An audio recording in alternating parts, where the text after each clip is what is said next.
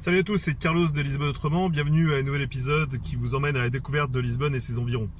Alors aujourd'hui, on va à Sintra,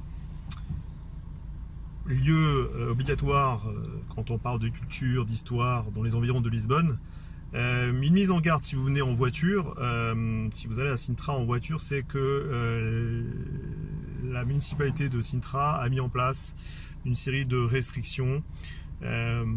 Parce que ça devenait vraiment très compliqué de circuler dans le centre historique et notamment d'accéder à des endroits très visités comme le palais de Pena. Donc pour des questions de sécurité et surtout d'urgence, ils ont bloqué ou ils ont limité l'accès au palais de Pena. Donc ce que moi je vous recommande de faire, c'est de stationner si vous venez en voiture évidemment. Si vous venez en transport, il n'y a pas ce souci.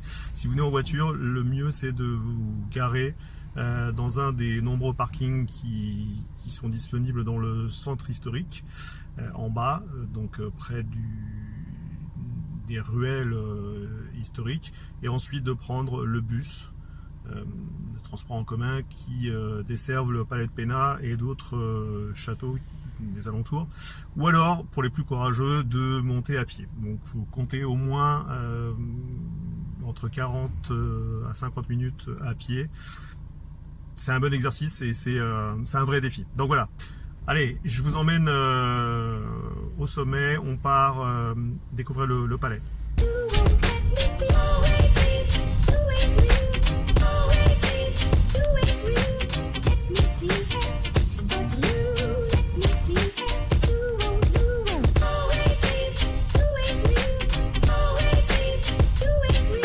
Voilà, nous voilà au sommet de Sintra, pratiquement arrivé au palais de Pena. Donc pour ceux qui connaissent un petit peu l'endroit, vous confirmerez que par rapport à ce que vous étiez habitué, il n'y a pratiquement plus de voitures. Donc aujourd'hui on ne vient que en taxi, en bus, en Uber et puis en voiture autorisée.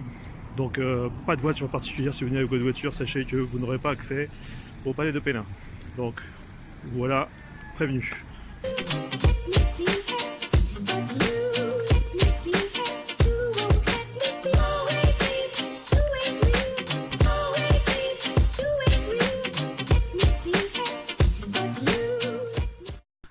Voilà, donc j'ai franchi la porte d'entrée du parc. Donc pour ceux qui ne connaissent pas encore le fonctionnement de Palais de Pena, sachez que vous avez deux types de billets. Donc les billets qui permettent d'accéder au parc et les billets qui permettent d'accéder au parc et au palais. Donc en fonction de ce que vous voulez visiter, à vous de choisir le billet correspondant.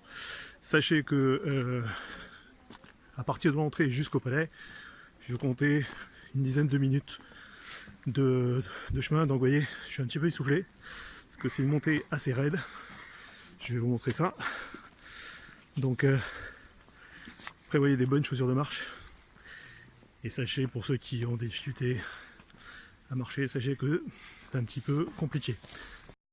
Voilà, c'est ici que je vous dis normalement, voilà le fameux palais de Pena à Sintra. Admirez-le, sauf qu'aujourd'hui, comme vous pouvez voir, c'est un jour, pas un jour sans, puisqu'il y a du brouillard, ce qui peut arriver de façon très fréquente. Je vous rappelle qu'on est juste à côté de la mer, on est à 500 mètres au-dessus du niveau de la mer, donc ça arrive très fréquemment. Donc sachez-le, prévoyez des parapluies, des anoraks, des vêtements chauds, puisqu'il y a du brouillard et du vent froid. Vous le sentez pas, mais je le sens, croyez-moi.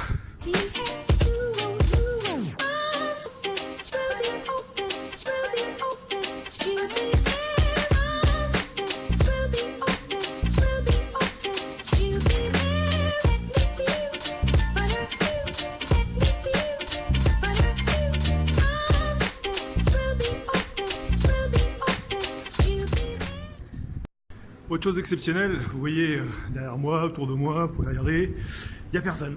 Donc ce qui est quand même assez exceptionnel pour Sintra. Encore une fois, les connaisseurs vous diront que c'est toujours plein, il y a beaucoup de monde.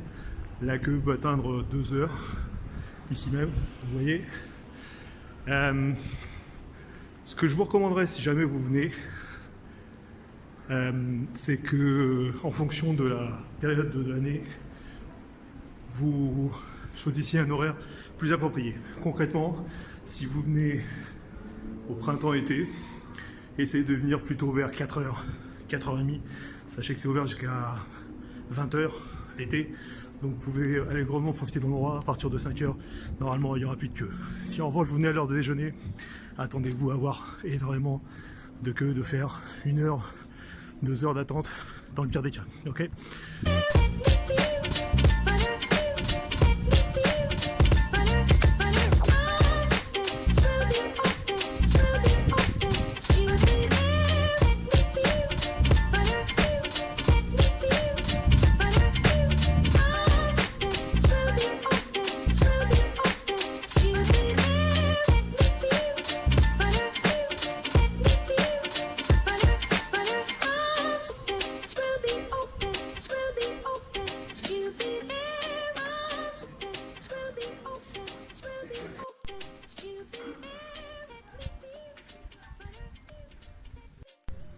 Donc l'avantage c'est que dès que le brouillard se dissipe, on peut avoir une superbe vue sur Sintra et les environs. Donc ici par exemple, vous avez ici l'océan Atlantique et puis un peu plus bas, juste là, le palais de Setiaïch qui est en fait aujourd'hui un hôtel. Voilà, et les environs, toutes les zones avoisinantes de Sintra. Voilà, j'espère que ces images vous ont donné envie de visiter le palais de Pena. Donc, vous voyez derrière moi qu'entre temps le brouillard s'est dissipé. Ce que je vous recommande également de visiter si vous venez au palais de Pena, c'est de vous perdre dans le parc. Le parc est vraiment immense, donc vous pouvez voir tout autour. Il y a énormément de végétation, donc beaucoup de gens négligent le parc, mais très franchement, si le temps s'y prête, perdez quelques minutes, quelques heures à visiter tous les alentours de ce parc de Pena. Okay. Sachez également que si vous voulez visiter Sintra, donc très souvent on me demande combien de temps il faut pour visiter Sintra, je dis toujours en plaisantant entre 2 heures et 2 jours. J'exagère évidemment, mais sachez qu'il y a énormément de palais, de propriétés à visiter entre Quinta da Rele, le palais de la ville, Montserrat, Setiaïch. Donc il y a vraiment de quoi faire. D'accord. Donc surtout, la chose à bien préparer, c'est avant de venir à Sintra, sachez déjà ce que vous allez voir, de façon à ne pas perdre trop de minutes à décider une fois sur place. Et entre-temps, il y a énormément de touristes qui se sont rués et qui font déjà la queue pour rentrer dans les endroits visités. Donc préparez bien votre voyage. Si vous avez des questions, vous pouvez me les envoyer. Lisbonne autrement, donc vous pouvez aller sur le site, sur Facebook. Vous avez tous les contacts, n'hésitez pas. Ok, bye bye, je vous dis à très bientôt.